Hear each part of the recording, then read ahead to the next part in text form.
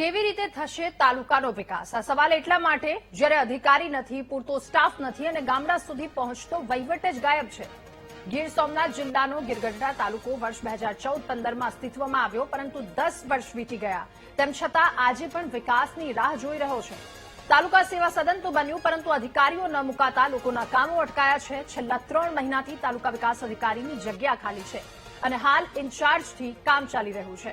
Junior clerk, વિસ્તરણ અધિકારી અને બાંધકામ શાખામાં પણ ગંભીર સ્ટાફની અછત જોવા મળી રહી છે. તો 56 ગામોમાં માત્ર 26 તલાટી કમ મંત્રી ફરજ બજાવી રહ્યા છે, જેના કારણે ગ્રામ પંચાયત અને સ્થાનિક લોકોના કામો સમયસર નથી થતા. મનરેગા અને જી-રામજી યોજનામાં પણ એપીઓની નિમણૂક નથી થયા. સ્થિતિ જોતા ગીરગઢડા તાલુકાની વહીવટી રામ ભરોસે ચાલતું હોય તેવું લાગી રહ્યું છે.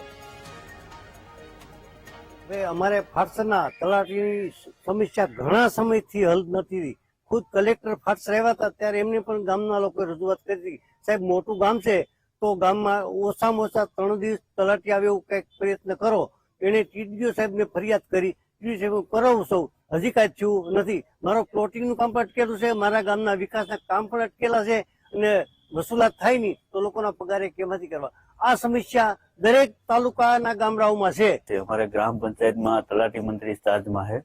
અત્યારે ગીરગઢડા તાલુકામાં લગભગ 50% ઉપર તલાટી મંત્રીની જગ્યાઓ ખાલી છે અને હાલમાં બાંધકામ શાખામાં જે એસઓ ની 2 જગ્યા છે એમાંથી એક એસઓ છે પણ એ પણ ચાર્જમાં છે.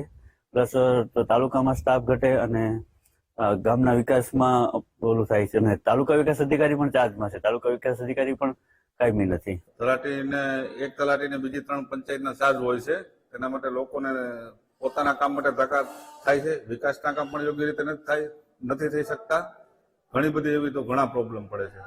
હાલ તાલુકા પંચાયત આવ્યો છો, અહીંયા શું સમસ્યા છે?